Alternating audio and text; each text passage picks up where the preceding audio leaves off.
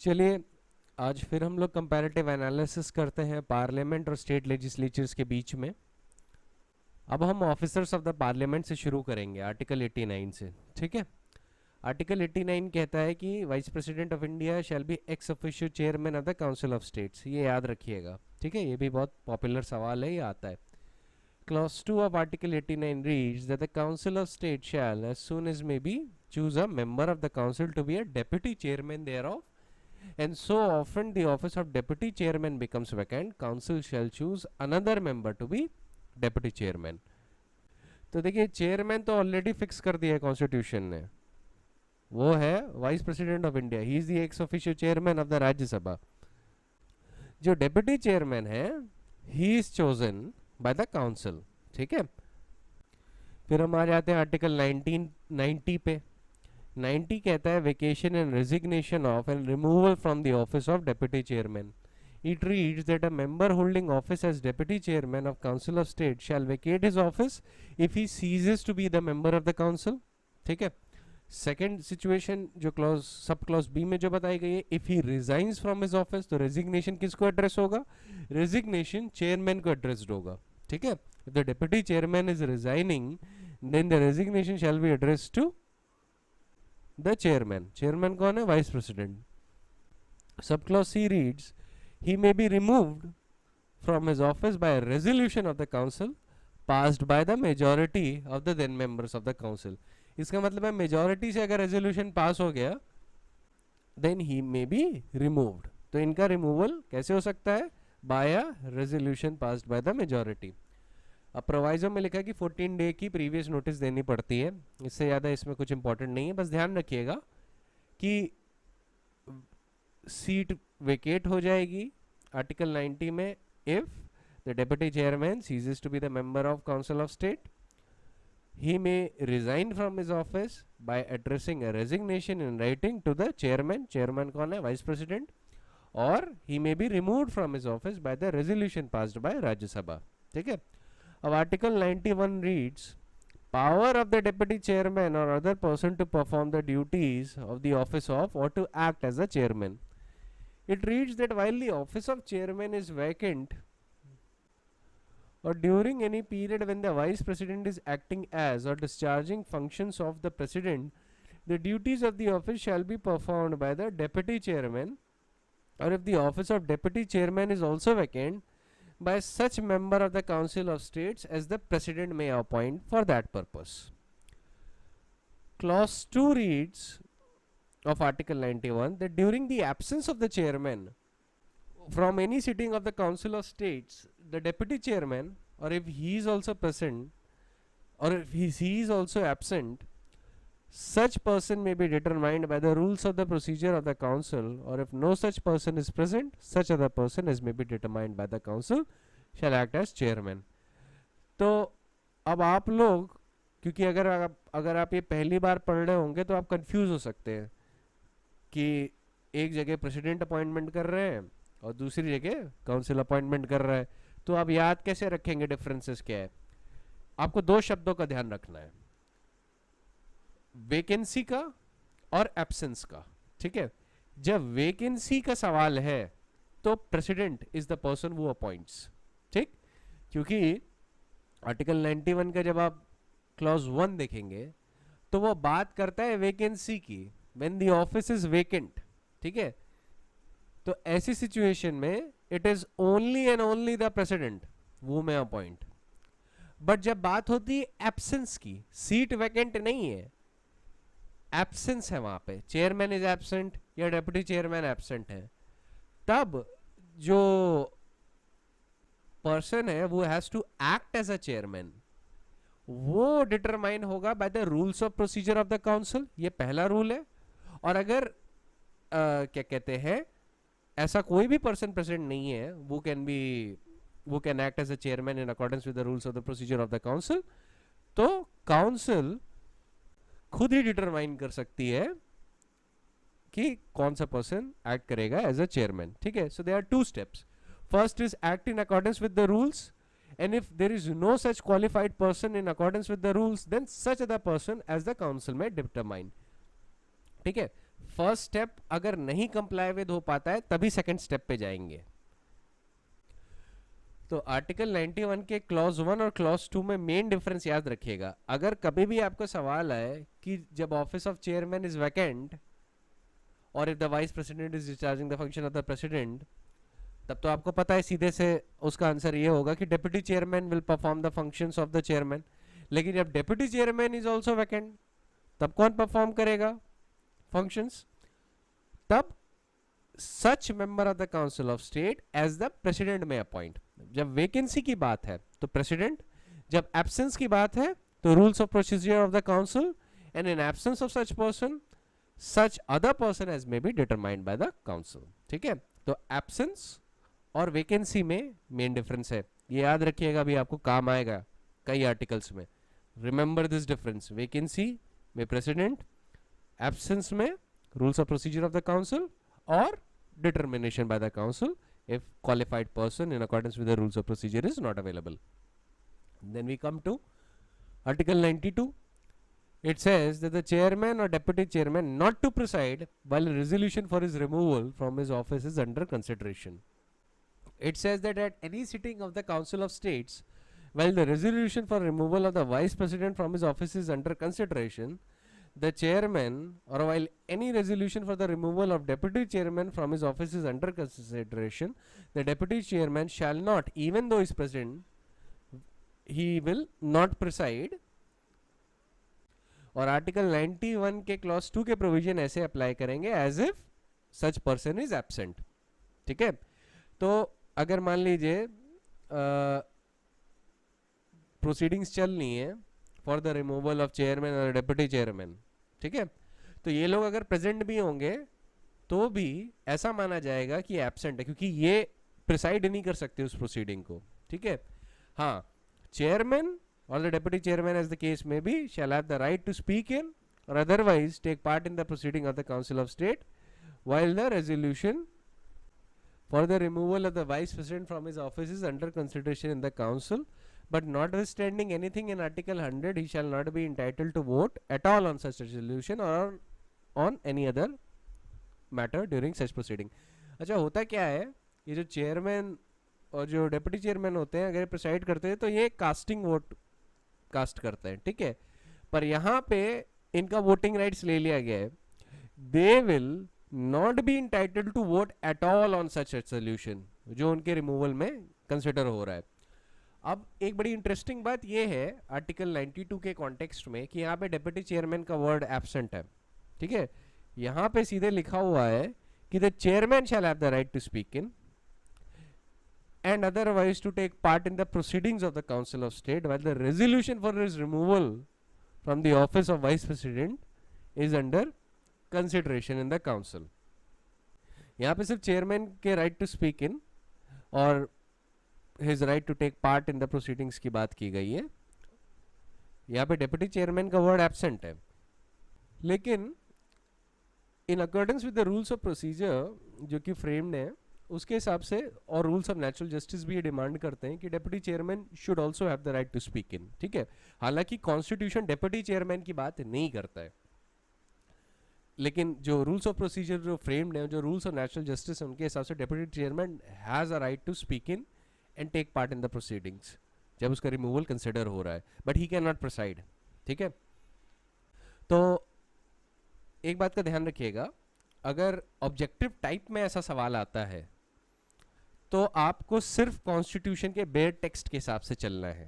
ठीक है, तब आपको कॉन्स्टिट्यूशन के सिर्फ बेयर टेक्स्ट के हिसाब से चलना है। ये जब आप सब्जेक्टिव टाइप में आंसर कर रहे होते हैं तब आप ऐसी बात लिखते हैं, इस बात का ध्यान रखिएगा। It is only in the subjective type that you right that even though the constitution does not talk about the deputy chairman under article 92 clause 2, but the rules of procedure so framed by the Council of States and the rules of natural justice make it incumbent that he should have a right to speak and otherwise to take part in the proceedings except his right to preside shall not be available to him. ठीक है, अब एक और चीज का ध्यान रखिएगा, देखिए रिमूवल के दौरान ना कास्टिंग वोट की पावर होती है, सॉरी नॉट रिमूवल के दौरान, मैं कह रहा हूँ रिमूवल के दौरान कास्टिंग वोट की पावर ले ली जाती है। यूजुअली क्या होता है ना, जो चेयरमैन होते हैं और जो स्पीकर्स होते हैं, ये जब प्रिसाइड करते प्रोसीडिंग की, तो फर्स्ट इंस्टेंस पे वोट नहीं करते, ठीक है।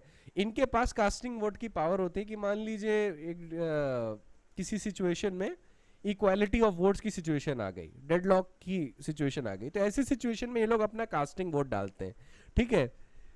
Otherwise they do not participate उस तरीके से कि एज अ मेंबर की तरह वो पार्टिसिपेट नहीं करते कि वो वोटिंग कर रहे हैं ऑर्डिनरी मेंबर्स की तरह, नो। लेकिन अभी आप देखेंगे कि अनलाइक द चेयरमैन, स्पीकर के पास राइट होता है अपनी रिमूवल प्रोसीडिंग के दौरान भी वोट करने का, लेकिन वो इक्वालिटी ऑफ वोट्स के दौरान या डेडलॉट ऑफ द वोट्स के दौरान वोट नहीं कर सकता जैसे वो यूजुअली करता। अगर वो स्पीकर होता, उसके रिमूवल की प्रोसीडिंग ना होती, तो कास्टिंग ऑफ द वोट्स के दौरान he has the power to vote. But जो स्पीकर होंगे, unlike the chairman, he will have the right to vote at the first instance. अभी आप आगे देखेंगे। अभी हम आते हैं आर्टिकल 93 पे, जो स्पीकर और डेप्यूटी स्पीकर की बात करता है। It says that the House of People shall, as soon as may be, choose 2 members of the House to be respectively Speaker and Deputy Speaker thereof, and so often as the office of Speaker or Deputy Speaker becomes vacant, the House shall choose another member to be Speaker or Deputy Speaker. Article 94 talks about the vacation and resignation of and removal from the office of Speaker and Deputy Speaker. It says that a member holding office as a Speaker or Deputy Speaker of the House of People shall vacate his office if he ceases to be the member of the House of People, may at any time by writing under his hand addressed, if such member is the Speaker, to the Deputy Speaker, and if such member is the Deputy Speaker, to the Speaker, resign from his office. And C may be removed from his office by the resolution of the House of People passed by the majority of the then members of the house. तो more और less आपको सारे grounds same ही मिलते हैं। Proviso भी 14 दिन की notice की बात करेगा, लेकिन जो फर्दर प्रोवाइजो आता है वो बड़ी इंटरेस्टिंग बात करता है और आपको इस पे क्वेश्चन एक्सपेक्ट करना चाहिए। It reads, provided further that whenever the house of people is dissolved, speaker shall not vacate his office until immediately before the first meeting of the house of people after dissolution. तो ये जो proviso है ना, further, ये further वाला, ये एक different चीज है, तो इसको मार्क कर लीजिएगा, ये थोड़ा इंपॉर्टेंट है। और बाकी आपको मोर और लेस ग्राउंड सेम मिलते हैं। आर्टिकल 94 और आर्टिकल 90 आपको काफी कुछ सिमिलर मिलेगा। बस ये बात ध्यान रखिएगा कि आर्टिकल 90 काउंसिल ऑफ स्टेट्स की बात करता है और resignation of from the office of deputy chairman की बात करता है, वेकेशन, रेजिग्नेशन, रिमूवल एसेट्रा। और आर्टिकल 94 बोथ स्पीकर की और डेप्यूटी स्पीकर की बात करता है, ठीक है। अब आप सोच रहे होंगे कि चेयरमैन के रिमूवल की बात क्यों नहीं की गई है। वो इसलिए नहीं की गई है क्योंकि चेयरमैन का जो रिमूवल है वो आर्टिकल 67 में दिया गया है। Term of office of vice president, chairman ex officio होता है, sorry the vice president is the ex officio chairman of the council of states, right. तो आप आर्टिकल 67 का, आर्टिकल 67 के प्रोवाइजो का क्लॉज भी देखिए, वो क्या बोलता है कि a vice president may be removed from his office by resolution of the council of states passed by the majority of all the then members of the council and agreed to by the house of people। और फिर वही 14 days की requirement है कि उस resolution को move करने से पहले 14 डेज की नोटिस देनी पड़ती है, तो याद रखिएगा कि आर्टिकल 90 में चेयरमैन के रिमूवल की बात क्यों नहीं की गई है, क्योंकि जो चेयरमैन है he is the vice president, he is the ex officio chairman of the council of states. तो वाइस प्रेसिडेंट का रिमूवल के लिए ऑलरेडी बताया जा चुका है, इसीलिए आर्टिकल 90 में सिर्फ डेप्यूटी चेयरमैन के रेजिग्नेशन, वैकेंसी और रिमूवल की बात की गई है। बट आर्टिकल 94 में both the speaker and the deputy speaker के रिमूवल, रेजिग्नेशन और वैकेंसी की बात की गई है। इस बात का ध्यान रखिएगा। मोर और लेस आप पाएंगे कि एक ही तरीके से टेक्स्ट लिखा हुआ है, तो ऐसे कंपैरेटिव एनालिसिस में पढ़ेंगे तो आपको पढ़ना भी आसान होगा। डिफरेंसेस बस मार्क करते जाइएगा। फिर आर्टिकल 95 आता है, वो कहता है power of deputy speaker or other person to perform duties of the office of or to act as a speaker. अब ये भी बिल्कुल सिमिलर है आर्टिकल 91 की तरह, इट्स वेरी सिमिलर। ये कहता है while the office of speaker is vacant the duty of the office shall be performed by the deputy speaker if the office of deputy speaker is also vacant by such member of the house as the president may appoint. Again वही difference आपको मिलेगा, जब vacancy की बात है तो president scene में आते हैं. If let us suppose both the speaker and deputy speaker is not present, then the president will appoint a member of the house of people to that seat. अगर speaker or deputy speaker नहीं present है, sorry जो member और deputy speaker जो है, speaker or deputy speaker जो है वो उनकी सीट वैकेंट है, then in that situation the president may appoint a member of the house of people to perform the duties and functions of the speaker. ठीक है. लेकिन जब एब्सेंस की बात आती है, सीट वैकेंट नहीं है but the speaker or deputy speaker is absent, तब ऐसा पर्सन अपॉइंट होगा जो लोकसभा के रूल्स ऑफ प्रोसीजर के हिसाब से डिटरमाइन हो, और अगर ऐसा पर्सन अवेलेबल नहीं है या प्रेजेंट नहीं है then such other person as may be determined by the house, then he shall act as a speaker. अब article 95 is exactly similar to your article 91. again difference याद रखिएगा. difference क्या है? जब वेकेशन होता है, जब सीट इज वैकेंट, ठीक है, and both the speaker and deputy speaker is not present, then the president comes into the scene. He is the person who makes an appointment of a person who shall act as a speaker. किन member से choose करेगा? लोकसभा के member से choose करेगा. But when the seat is not vacant, but the situation is that the speaker or the deputy speaker is absent, तब कौन होगा? तब ऐसी सिचुएशन में आप रूल्स ऑफ प्रोसीजर के हिसाब से चलेंगे, लोकसभा के रूल्स ऑफ प्रोसीजर के हिसाब से. ये फर्स्ट रूल है. और जब ये पॉइंट फेल हो जाता है कि you do not find such a person who can act as a speaker in accordance with the rules of procedure of the Lok Sabha, only then you come to the second situation कि house खुद ही determine कर लेता है कि उनमें से कौन सा member shall act as a speaker. तो 95 में याद रखिएगा वेकेंसी और एब्सेंस का डिफरेंस. ठीक है, क्लॉज 1 में वेकेंसी की बात की गई है, वहां पे जब स्पीकर और डेप्यूटी स्पीकर नहीं प्रेजेंट होते तो प्रेसिडेंट सीन में आते हैं. क्लॉज 2 में एब्सेंस की बात की गई है. ये सारी चीजें अभी आपको स्टेट लेजिस्लेचर जब पढ़ेंगे बहुत काम आने वाली है. फिर we come to article 96. It says that the speaker or deputy speaker not to preside by the resolution for his removal from office is under consideration. अब मोर और लेस क्लॉज 1 सेम बात करेगा. क्लॉज 1 वही बात कर रहा है कि at any sitting of the house of people जब स्पीकर या डेप्यूटी स्पीकर के रिमूवल का रेजोल्यूशन कंसिडर हो रहा है तो वो प्रिसाइड नहीं करेंगे, और ऐसा माना जाएगा जैसे कि अगर वो प्रेजेंट है भी तो भी वो एब्सेंट है. ठीक है, they are not entitled to preside over such a resolution जहां पे उनका रिमूवल कंसिडर किया जा रहा है. पर क्लॉज 2 कहता है कि speaker shall have a right to speak in and take part in the proceedings of the house of people while any resolution for his removal from office is under consideration in the house. तो यहाँ तो आपको कोई substantial difference नहीं मिलेगा, पर आगे लिखा है and shall notwithstanding anything in article 100 be entitled to vote in first instance on such resolution on or on any other matter during such proceedings but not in the case of equality of votes. तो usually क्योंकि speaker equality of votes पे ही अपना casting vote दायर करते हैं, यहाँ पे वो फर्स्ट इंस्टेंस में वोट कर सकते हैं but equality of the votes में नहीं. अब आपको याद होगा अभी थोड़ी देर पहले हमने ये डिस्कस किया था आर्टिकल 92 में कि चेयरमैन के पास वोटिंग की पावर ही नहीं होती, he is not entitled to vote at all on such a resolution, है ना. आर्टिकल 92 का क्लॉज 2 देखिएगा. But when we come to article 96 clause 2, वहां पे फर्स्ट इंस्टेंस में Speaker has the power to cast his vote, but he cannot cast vote in the case of equality of votes.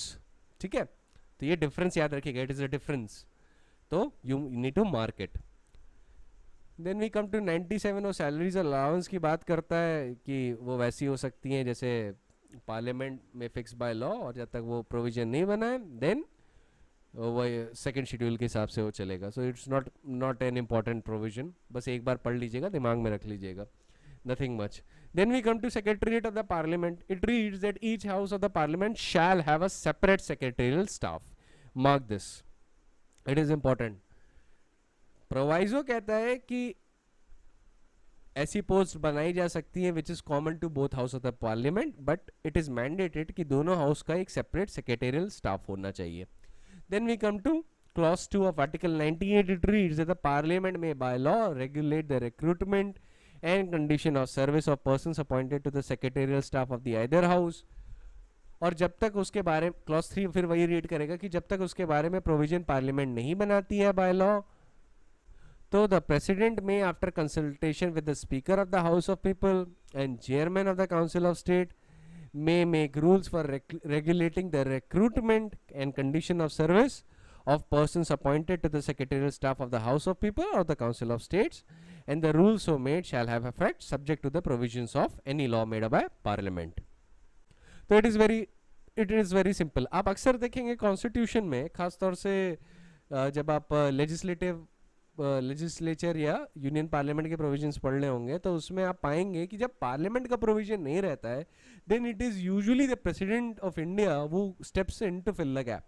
ठीक है, आप अक्सर यही पाएंगे. तो लॉजिकली मैं आपको बता दूं, अगर मान लीजिए आप ऐसी सिचुएशन में फंस जाएं जहां आपको एग्जैक्टली याद नहीं है, पर आपको इतना पता है कि पार्लियामेंट ने उस बात पे लॉ नहीं बनाया है, तो आपको अगर ऑब्जेक्टिव टाइप में अगर ऑप्शन मिलता है तो आप उसको प्रेसिडेंट की तरह प्रेसिडेंट आप उस पे आप OMR शीट में अपना गोला भर सकते हैं. बट याद रखिएगा, ये तब है जब आपको बिल्कुल भी याद नहीं है, पर आपको इतना पता है कि पार्लियामेंट ने उस बात पे लॉ नहीं बनाए. Then usually it is the president of India who steps into fill in the gap. But it is always preferable कि आप एक्यूरेट रहें. ठीक है, now we come to disqualification. नहीं अभी डिस्क्वालिफिकेशन ऑफ मेंबर्स नहीं, 99 पे आते हैं. ओथ और अफर्मेशन बाय द मेंबर्स. तो every member of the house of parliament shall before taking his seat subscribe before the president or some person appointed in that behalf by him an oath or affirmation in accordance with the third schedule. Nothing much important in it. सारी जो oath और affirmations हैं आपको third schedule में ही मिलेंगी. फिर हम आ जाते हैं आर्टिकल 100 पे. ये बहुत इंपॉर्टेंट है. ठीक है, इसमें क्या क्या इंपॉर्टेंट है मैं आपको मार्क करवा दूंगा, पर पहले रीडिंग कर लेते हैं. It reads, save as otherwise provided in the constitution, all questions at any sitting of either house or joint sitting of the houses shall be determined by the majority of votes of members present and voting, other than the speaker or persons acting as chairman or speaker. क्योंकि आप याद रखिएगा general rule ये है कि speaker और chairman vote नहीं करते हैं. अब प्रोवाइजो बताता है कि चेयरमैन और स्पीकर और person acting as such shall not vote in the first instance but shall have and exercise a casting vote in case of equality of votes. सिर्फ इक्वालिटी ऑफ वोट्स के दौरान वो casting vote क्या कहते हैं अपना देते हैं, otherwise they don't vote in the first instance. अब आर्टिकल 96 के क्लॉज 2 का ध्यान रखिएगा. ठीक है, वहां पे स्पीकर फर्स्ट इंस्टेंस में एक ही सिचुएशन है जहां पे speaker in accordance with the first constitution first instance में वोट कर सकते हैं. Then we come to clause 2. It reads that either house of the parliament shall have power to act notwithstanding any vacancy in the membership thereof, and any proceeding in the parliament shall be valid notwithstanding that it is discovered subsequently that some person who was not entitled so to do sat or voted or otherwise took part in the proceedings. मतलब अगर ये बाद में पता चलता है कि कोई भी मेंबर जो था he was not entitled to vote or act in the parliament, तो प्रोसीडिंग इनवैलिड नहीं होती है. ठीक है, फिर हम आ जाते हैं क्लॉज 3 पे. वो रीड करता है कि until parliament by law otherwise provides the quorum to constitute a meeting of either house of the parliament shall be 1/10. ये याद रखिएगा, मार्क कर लीजिए इसको, ये बहुत पॉपुलर क्वेश्चन है. कोरम कितना होता है? 1/10. ठीक है, and it is subject to the law made by parliament. Parliament decide कर सकती है कि भाई कोरम इससे कम या ज्यादा भी हो सकता है. Clause 4 reads कि if at any time during a meeting of the house there is no quorum, it shall be the duty of the chairman or speaker or person acting as such either to adjourn the house or suspend the meeting until there is a quorum. Clause 4 को mark कर लीजिएगा, ठीक है. It is the chairman और the speaker और the person acting as such जिसके पास adjournment of the house और सस्पेंशन ऑफ द मीटिंग की पावर होती है. इसको प्रोरोगेशन से और डिसोल्यूशन से और समनिंग से कंफ्यूज मत कर लीजिएगा. ये पावर किसके पास होती है, ये आज के लिए आपके लिए एक सवाल है, ठीक है. हो सके तो मुझे इसका आंसर दे दीजिएगा, काफ़ी सिंपल है. लास्ट लेक्चर में मैंने बताया था कि किसके पास प्रोरोगेशन, डिसोल्यूशन और समनिंग की पावर होती है. And never confuse it with adjournment और सस्पेंशन, ठीक है. कोरम को लेके एक बात का ध्यान रखिएगा कि 1/10 ऑफ द टोटल नंबर होते हैं. कॉन्स्टिट्यूशन में जब भी सवाल आएगा इसको लेके तो आपको कॉन्स्टिट्यूशन के हिसाब से आंसर करना है. ऑब्जेक्टिव टाइप में इसको थोड़ा कंफ्यूजिंग एग्जामिनर बना सकता है ये कहते हुए कि ऑप्शन आपको देगा कि what is the quorum in accordance with the constitution to constitute a meeting of either house. ये सवाल होगा. अब ऑप्शन ऐसा आ सकता है कि as determined by parliament by law, second 1/10, C both A and B, या D only A not B. अब ऐसा हो सकता है कि कई लोग सीधे 1/10 पे ही फोकस करें और 1/10 पे सीधे जाके OMR बढ़ दें. ऐसी सिचुएशन में उनका आंसर गलत हो जाएगा क्योंकि पार्लियामेंट बाय लॉ डिटरमाइन करती है, ठीक है. और ऐसे में अगर आपके पास ऑप्शन आ जाता है कि पार्लियामेंट बाय लॉ या 1/10, तो आपको अपना ऐसा ऑप्शन चूज करना है जो दोनों को ही चूज करे, ठीक है. तो ऐसे में सी करेक्ट ऑप्शन होगा. आइदर ए और बी हो, या अगर आइदर ए और बी नहीं लिखा है तो बोथ ए एंड बी, ठीक है. लेकिन आइदर ए और बी करेक्ट, ज़्यादा करेक्ट टर्मिनोलॉजी होगी ऐसे केस में. वरना अगर कहीं भी कुछ भी नहीं दिया गया है तो 1/10 ही होगा. अगर 4 ऑप्शन दिए गए हैं, कंफ्यूजिंग नहीं बनाया गया है और पार्लियामेंट बाय लॉ का कोई भी ऑप्शन नहीं है तो 1/10 सीधे आंसर होता है और मोस्टली इसी सिचुएशन में आएगा. लेकिन कभी कभी कुछ ऐसे एग्जाम्स होते हैं ना, जैसे जो UPSC में जो लीगल ऑफिसर्स के पेपर होते हैं, वहाँ पे इस तरीके का कंफ्यूजिंग ज़रूर बनाएंगे. तो वहाँ पे ज़रूर ध्यान रखिएगा कि वहाँ पे वो आपके साथ ऐसा कर सकते हैं. बट हर बार ऐसा नहीं करेंगे, बहुत रेयरली होता है कि वो ऐसा करें, लेकिन कर सकते हैं. प्रोबेबिलिटी वहाँ पे जुडिशरी एग्जाम में ज़्यादातर ऐसे नहीं करते. फिर हम आ जाते हैं वेकेशन ऑफ सीट्स पे.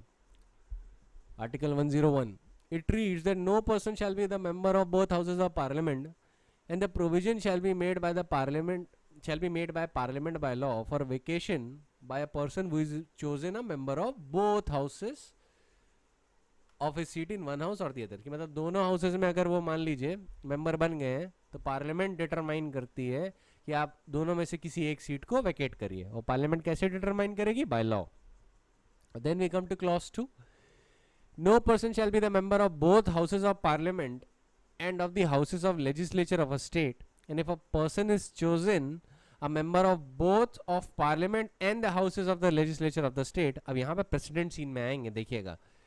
And if a member is chosen as a member of both parliament and the houses of legislature of the state, then at the expiration of such period as may be specified in the rules made by the president, that person's seat in the parliament shall become vacant unless he has previously resigned his seat in the legislature of the state. तो दोनों situation में difference आप कैसे याद रख सकते हैं?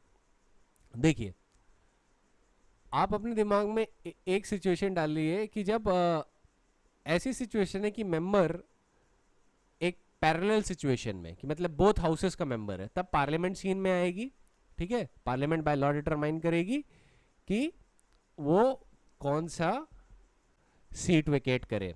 Either he needs to choose membership of one house or his seat would be vacated automatically in accordance with the law determined by parliament. और जब कोई ऐसी सिचुएशन है जहां पे एक वर्टिकल सिचुएशन है कि स्टेट से यूनियन की तरफ जाया जा रहा है, कि मतलब a member has been elected to both the house of legislature of the state and he is chosen as a member of parliament of either house of the parliament, ठीक है. तब वहां पर प्रेसिडेंट ऑफ इंडिया सीन में आ जाते हैं, क्योंकि उनका जो रूल है उस रूल के हिसाब से उसमें एक पीरियड दिया गया होगा कि उतने पीरियड में अगर उन्होंने रेजिग्नेशन नहीं दिया, ठीक है, अपने लेजिस्लेटिव असेंबली से उन्होंने रिजाइन नहीं किया, देन इन दैट सिचुएशन उनकी जो पार्लियामेंट में सीट है वो वैकेंट हो जाएगी। ठीक है, इस बात का ध्यान रखिएगा, पार्लियामेंट में सीट वैकेंट हो जाएगी, लेजिस्लेचर में नहीं वैकेंट होगी, पार्लियामेंट में सीट जो है वो वैकेंट हो जाएगी इन अकॉर्डेंस विद आर्टिकल 101 क्लॉज 2। तो मैं आपको अपना तरीका बता देता हूँ कि मैं कैसे इस प्रोविजन में डिफरेंस याद रखता हूँ। कि मैं इमेजिन कर लेता हूँ एक पैरेलल सिचुएशन और एक वर्टिकल सिचुएशन। तो वर्टिकल सिचुएशन में प्रेसिडेंट को इमेजिन करता हूँ और पैरेलल सिचुएशन में पार्लियामेंट को इमेजिन करता हूँ। तो मेरे लिए आर्टिकल को ध्यान में रखना आसान होता है। अब देखिए, अभी तो आप ये आर्टिकल पढ़ रहे हैं तो आपको ये डिफरेंस उतना मेजर नहीं लगता, लेकिन जब आप एग्जाम देने जाते हैं तो आपको ये पूरा का पूरा कॉन्स्टिट्यूशन याद रखना होता है, केस लॉ याद रखने होते हैं, सारी बेयर एक्ट्स याद रखनी होती हैं, CrPC, IPC, evidence, CPC etcetera.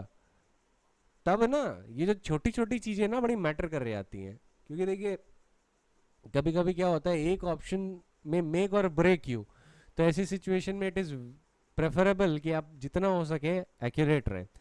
तो क्लॉज 2 को याद रखिएगा कि जब कोई पर्सन ऐसा है जो पार्लियामेंट में भी इलेक्ट होके आया है और house of legislature of the state में भी इलेक्ट हो गया है, तो प्रेसिडेंट ऑफ इंडिया के रूल्स के अकॉर्डेंस में अगर he does not resign from the seat of the legislature तो पार्लियामेंट में उनकी सीट वैकेंट हो जाएगी। ठीक है, then we come to clause 3. It reads that if a member of either house of the parliament becomes subject to any of the disqualifications mentioned in clause 1 or 2 of article 102 or resigns his seat by writing under his hand addressed to the chairman or the speaker as the case may be, and his resignation is accepted by the chairman or speaker as the case may be, his seat shall thereupon become vacant.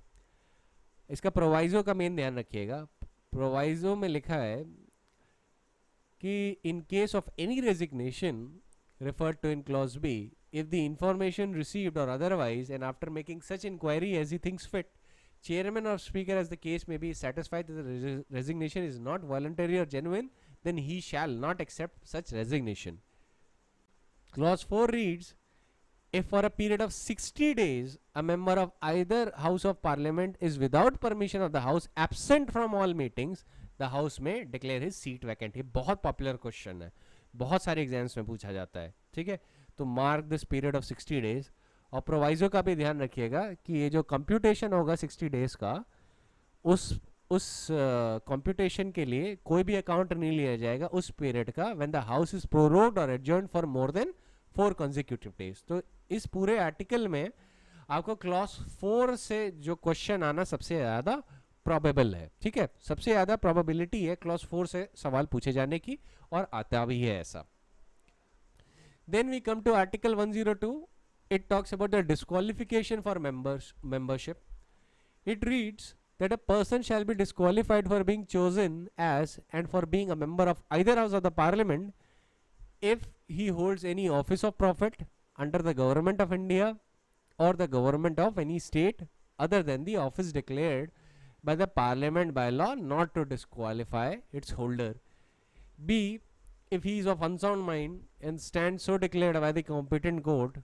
C, if he is undischarged insolvent. D, if he is not a citizen of India or has voluntarily acquired citizenship of a foreign state or is under any acknowledgement of allegiance or adherence to foreign state. Clause D को mark कर लीजिए, क्योंकि अक्सर लोगों को ना clause A, B और सी तो याद रहता है, क्लॉज डी भूल जाते हैं। उन्हें इनफैक्ट सिटीजन ऑफ इंडिया का पार्ट याद रह जाता है, लेकिन ये जो voluntarily acquired citizenship of foreign state या इज अंडर एलिजेंस और adherence to a foreign state, ये पॉइंट भूल जाते हैं। ठीक है, तो इसको मार्क कर लीजिएगा। Clause E, if is so disqualified by or under a law made by parliament. Article 102 काफी इंपॉर्टेंट है एग्जामिनेशन पॉइंट ऑफ व्यू से। ऑफिस ऑफ प्रॉफिट पे मुझे ध्यान नहीं है, मैं आपको बता चुका हूँ ऑफिस ऑफ प्रॉफिट के बारे में, जया बच्चन का केस या नहीं, पर उस पर मैं जब केस लॉस पे आऊँगा तो मैं डिस्कशन कर लूँगा, डोंट वरी अबाउट इट। फिर हम आते हैं एक्सप्लेनेशन पे। एक्सप्लेनेशन रीड करती है, for this clause a person shall not be deemed to hold an office of profit under government of India or government of any state by reason only that is a minister either for the union or for such state. Clause 2 reads, a person shall be disqualified for being a member of either house of the parliament if he so disqualified under 10 schedule. 10 schedule को anti defection law के नाम से भी जाना जाता है, ठीक है। और आप क्लॉज 2 के आगे लिख लीजिए 52nd amendment of the constitution. कभी कभी इससे यही सवाल आ जाता है ये कौन से अमेंडमेंट से ऐड हुआ है, तो 52nd amendment of the constitution लिख लीजिए इसी क्लॉज के आगे ही अपने बेयर टेक्स्ट में। आर्टिकल 103 बहुत इंपॉर्टेंट है और ये बहुत पॉपुलरली पूछा भी जाता है, क्योंकि यूजुअली आप जानते हैं कि president of India needs to consult council of ministers on all matters. यहाँ पे एक सिचुएशन दी गई है जहाँ पे प्रेसिडेंट ऑफ इंडिया को किसी और का ओपिनियन लेना पड़ता है और यहाँ पे इलेक्शन कमीशन का ओपिनियन लेना होता है। किस बात पे, अभी देख लीजिए। Article 103 reads that if any question arises as to whether a member of either house of the parliament has become subject to any disqualifications mentioned in clause 1 of article 102, the question shall be referred for the decision of president and his decision shall be final. And before giving any decision on such question, the president shall obtain the opinion of election commission and shall act in accordance with such opinion. अब याद रखिएगा ये बहुत popular question है। ये ऐसे आ सकता है कि प्रेसिडेंट ऑफ इंडिया को इनमें से किन चीज़ों के लिए काउंसिल ऑफ मिनिस्टर का कंसल्टेशन नहीं चाहिए। तो उसमें वो कई चीज़ें लगा सकते हैं कि article late us suppose executive power के एक्सरसाइज करने के लिए, ऑर्डिनेंस मेकिंग के लिए या पार्डनिंग पावर के लिए, या लास्ट में दे देंगे while exercising this power with regard to disqualification of members या while considering a question under article 103। तो उसमें हमेशा आर्टिकल 103 वाला ऑप्शन करेक्ट होगा, ठीक है। वहां पे इलेक्शन कमीशन का ओपिनियन लेना पड़ता है। Then we come to article 104। ये पेनल्टी की बात करता है कि अगर कोई भी पर्सन इज नॉट क्वालिफाइड और disqualified for the membership of either house of the parliament और तब भी वो वहाँ पे बैठता है, वोट करता है, तब ऐसी सिचुएशन में ही उस जो पेनल्टी इस पे लगेगी वो 500 रुपीज़ लगेगी एज अ डेब्ट ड्यू टू यूनियन। ये इतना इंपॉर्टेंट आर्टिकल नहीं है, बस अमाउंट याद रखिएगा। Then we come to article 105। इसमें आपको आर्टिकल याद रखने की जरूरत है। आर्टिकल 105 को याद रखने की जरूरत है। It talks about the power privileges of the house of parliament and the members and committees there of. इन पे जो केस लॉज है मैं बाद में बताऊंगा, पहले हम लोग कंपैरेटिव एनालिसिस जब कंप्लीट कर लेंगे then we will talk about case laws, क्योंकि case laws are not much. Office of profit पे मैं आपको कुछ बता दूंगा और उसके बाद मैं आपको उस पर बता दूंगा क्या कहते हैं जो पावर और प्रिविलेजेस अवेलेबल है। कंटेम्प्ट की पावर लेजिस्लेचर के पास इसी आर्टिकल में अवेलेबल है। यूनियन लेजिस्लेचर पार्लियामेंट की बात कर रहा हूँ, ठीक है। तो यहाँ पे लिखा है कि subject to the provision of this constitution and the rules and standing orders regulating the procedure of the parliament there shall be a freedom of speech in parliament, ठीक है। This is wider than article 19। ये जो freedom of speech है ये article 19 से ज़्यादा wider है scope में अपने। आर्टिकल 19 पे आप क्लॉज 2 देखेंगे तो उस पर freedom of speech and expression पे काफ़ी रिस्ट्रिक्शन है। यहाँ पे a much wider privilege is granted to the member of the house of parliament. Clause 2 reads that no member of the parliament shall be liable to any proceeding in any court. अब ये immunity है judicial process के खिलाफ। किस situation में वो भी आपको पता चलेगा कि no member of the parliament shall be liable to any proceeding in any court in respect of anything said or any vote given by him in parliament or any committee thereof, and no person shall be liable in respect of the publication by or under authority of either house of the parliament of any report, paper, votes or proceeding। तो दो immunity grant की गई है कि कोई publication है जो publish की गई है under the authority of either house of the parliament, या कोई रिपोर्ट, पेपर या वोट्स या प्रोसीडिंग उनके लेके रिपोर्ट कोई पब्लिश की गई है। एक इस सिचुएशन को इम्यूनिटी है और दूसरी इम्यूनिटी है जुडिशियल प्रोसेस को लेके जो कि किसी मेंबर को दी गई है with regards to anything said by him in the parliament or any vote given by him in the parliament. तभी आप पाएंगे कि जब भी आप लोकसभा या राज्यसभा की या स्टेट लेजिस्लेटिव असेंबली की प्रोसीडिंग देख रहे होंगे तो वो एक से एक एट्रोशियस चीजें वहां पे कह जाते हैं। अब याद रखिएगा कि वहां पे वो जो भी कह रहे हैं उसके लिए स्पीकर तो जो चाहे एक्शन ले सकते हैं, कोर्ट्स नहीं एक्शन ले सकते, ठीक है। कोर्ट्स एक और चीज पे एक्शन नहीं ले सकते with regard to any vote given by him in the parliament. तो जो भी वो वोट देते हैं किसी मैटर पे या किसी कमिटी में, तो उसके लिए भी he will not be answerable to any court, ठीक है। he shall not be answerable to any court with regard to anything said or any vote given by him in parliament. उनसे ये नहीं पूछा जा सकता कि आपने इस पर्टिकुलर लॉ पे वोट क्यों दिया या क्यों नहीं दिया. इस तरीके के सवाल जवाब जुडिशियल प्रोसेस के थ्रू नहीं किए जा सकते उनसे, याद रखिएगा. ठीक है, तो immunity is two fold here. Article 105 का क्लॉज 2 मार्क कर लीजिएगा. Then we come to clause 3. ये बहुत ही वेगली डिजाइंड है. बेसिकली क्लॉज 3 जो है वो privileges immunity each house of the parliament को देता है, जैसा कि या तो पार्लियामेंट बाय लॉ डिटरमाइन कर रहे हैं, और जब तक पार्लियामेंट ने नहीं डिफाइन किया है तब तक shall be those as of that house and its members and committee immediately before coming into force of section 50 of constitution 44th amendment act. तो इससे आपको पता नहीं चलेगा कि ये किस चीज की बात हो रही है. ये बेसिकली कह रहे हैं, मैं आपको बता देता हूँ, ये बेसिकली कह रहे हैं हमारे पास वही सेम पावर्स होंगी जो हाउस ऑफ कॉमन्स के पास है ब्रिटिश पार्लियामेंट में. तो याद रखिएगा लेजिस्लेचर के पास पावर ऑफ कंटेम्प्ट भी है. ठीक है, इंडियन लेजिस्लेचर्स के पास पावर ऑफ कंटेम्प्ट भी है. मुझे ध्यान नहीं है, आज से कुछ सालों पहले कर्नाटका लेजिस्लेचर ने किसी एडिटर को 1 साल की सजा दी थी इन कंटेम्प्ट प्रोसीडिंग्स. ठीक है, तो याद रखिएगा the parliament, each house of the parliament and likewise the legislative assemblies of each state also have the power of contempt. Legislative contempt की भी पावर होती है, पर इसको एक्सरसाइज कौन करता है? ये जो पावर, प्रिविलेजेस और इम्यूनिटीज के जो सवाल है ना, ये सब स्पीकर के पास होते हैं. It is the speaker or the officer presiding who considers such question. तो राज्यसभा के केस में is the chairman और लोकसभा के केस में is the speaker.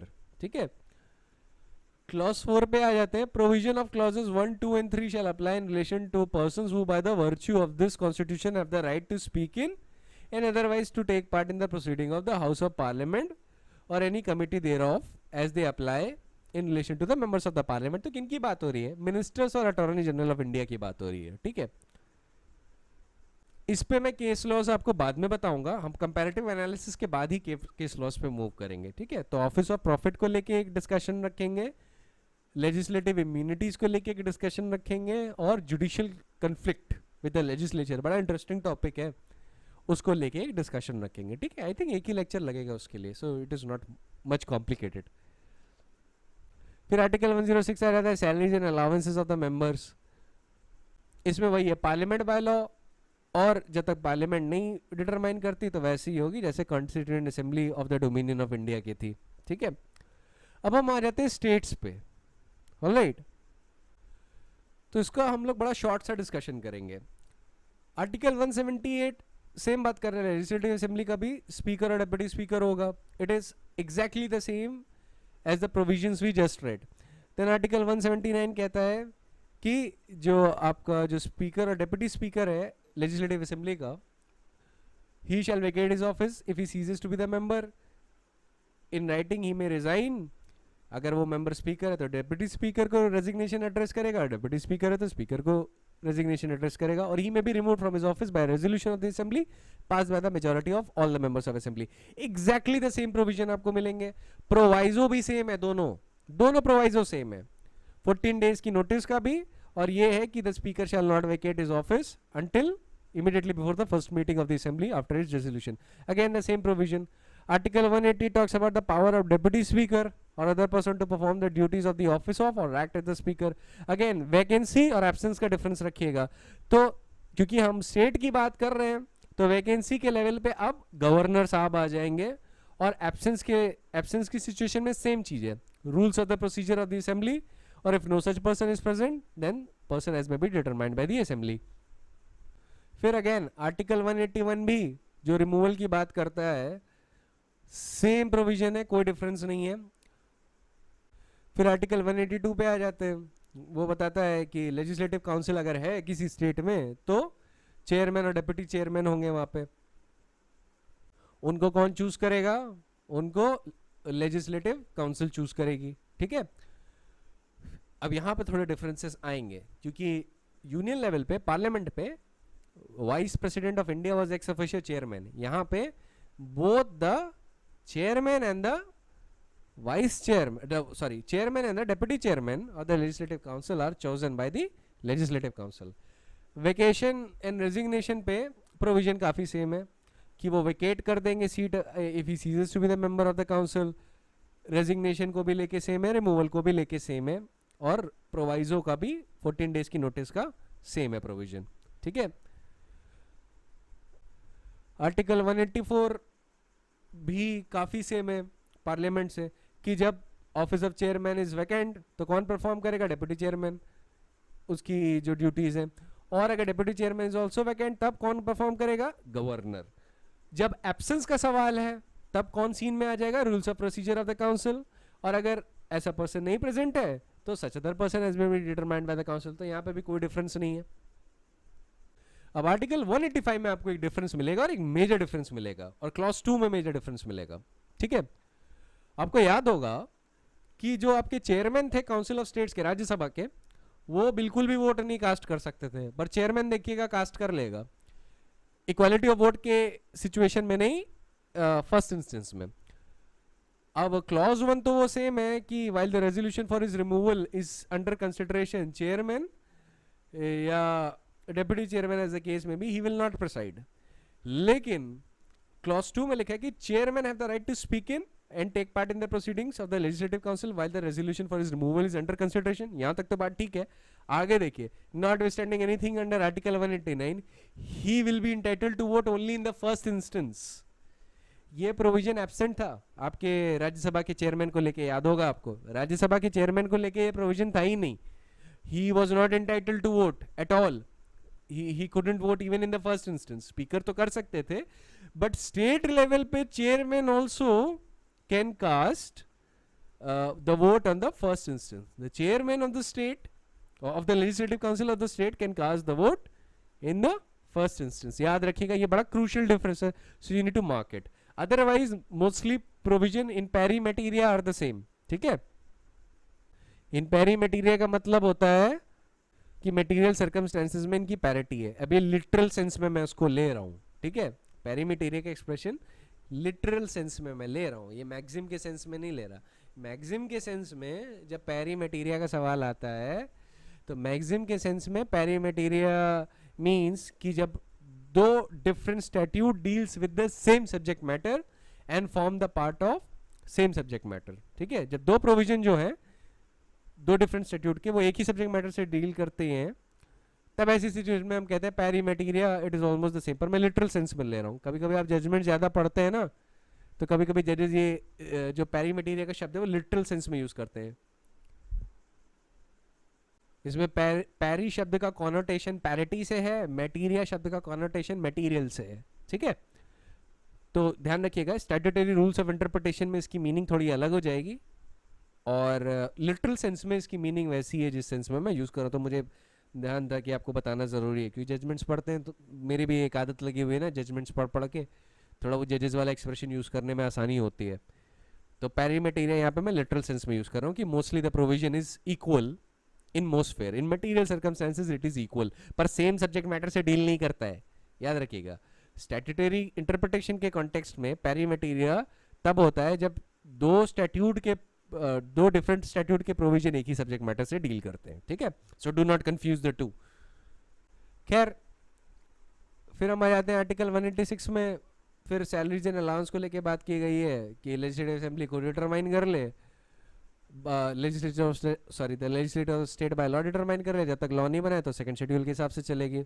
Secretariat of the state legislature के बारे में भी सेम बात की गई है कि सेपरेट सेक्रेटरियल स्टाफ होगा, पर ऐसा कुछ भी नहीं है कि पोस्ट आप दोनों के लिए नहीं बना सकते. दोनों हाउसेस के लिए कॉमन पोस्ट बनाई जा सकती हैं. Legislature of the state by law regulate recruitment condition of service, same provision है. बस ये है कि क्लॉज 3 में गवर्नर आ जाते हैं सीन में, while on the parliamentary level we had the president. ठीक है. तो आप ऐसे ही कंपैरेटिव एनालिसिस में पढ़ेंगे ना तो आपका जल्दी कंप्लीट होगा कॉन्स्टिट्यूशन. क्योंकि देखिए, ये आप सोचेंगे कि मैं आर्टिकल 1 से 395 पढ़े और मैं 10 रीडिंग कर लूँ, नहीं हो पाता है. So you need to make sure कि आप अगर एक प्रोविजन पढ़ लें तो आपके दिमाग में ऑटोमेटिकली दूसरा प्रोविजन चल रहा है. ऐसे पढ़ेंगे तभी कंप्लीट हो पाएगा. ठीक है. फिर ओथ ऑफ अफर्मेशन, वही कि जो मेंबर्स होंगे लेजिस्लेटिव असेंबली की और legislative council of the state अगर है, तो वो गवर्नर के सामने या some other person appointed by the governor उनके सामने ओथ और फॉर्मेशन लेंगे as is prescribed in the third schedule. Article 189 भी वही बात करता है कि all the questions of any sitting of the houses of the legislature of the state shall be determined by the majority of votes of the members present and voting. ठीक है, और फिर वही स्पीकर और चेयरमैन यूजुअली वोट नहीं करते पर casting vote का उनके पास पावर रहेगी in the case of equality of votes.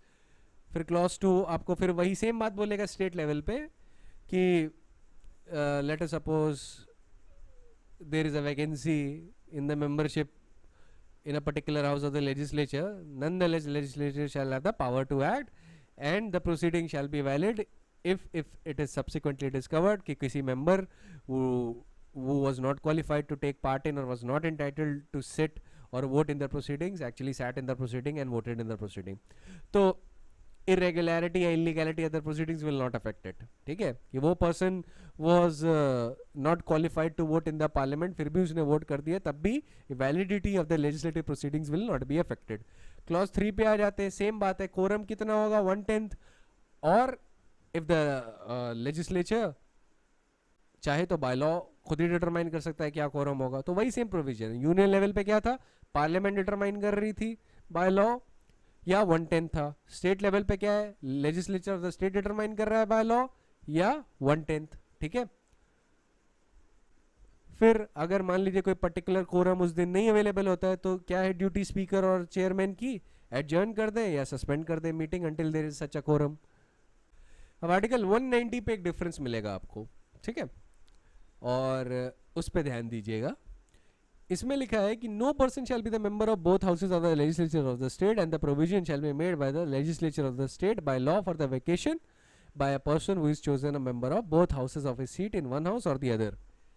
तो बेसिकली ये कह रहा है कि अगर कोई मेंबर है जो लेजिस्लेटिव असेंबली का भी मेंबर हो गया है और लेजिस्लेटिव काउंसिल का भी मेंबर हो गया है तो legislature of the state by law determine कर सकता है, इन अकॉर्डेंस विद लॉ डिटरमाइन कर सकता है कि कौन सी सीट वेकेट होगी और मेंबर को एक सीट चूज करनी होगी, वो दोनों का मेंबर नहीं हो सकता। लेकिन जब कोई person has become a member of the legislature of 2 और more state, for the sake of example imagine if a person from Bihar has been elected both in UP and in Bihar and also in Madhya Pradesh, मान लीजिए 3 states में हो गया, 2 या 2 से ज्यादा, तो ऐसी सिचुएशन में किसके रूल्स होंगे, प्रेसिडेंट ऑफ इंडिया के रूल्स आएंगे ऐसी सिचुएशन में। ठीक है, in such situation again the president of India comes into picture, so mark this, president of India के रूल्स के हिसाब से such person's seat in the legislatures of all such states will become vacant unless he has previously resigned his seat in the legislatures of all but one of the states। तो ये mark कर लीजिएगा, it is important. ठीक है, ये crucial difference है। Clause 3 आपको simple सी इतनी बात करेगा, if the member of the houses of the legislature of the state become subject to any disqualification mentioned in clause 1 or 2 of article 191 or resigns his seat in writing addressed to the speaker or chairman as the case may be, और एक बार accept कर लिया resignation, then again इस seat shall be vacant. फिर proviso भी वही है कि अगर वॉलंटरी या जेन्युइन नहीं है उनका रेजिग्नेशन देन स्पीकर और chairman will not accept it.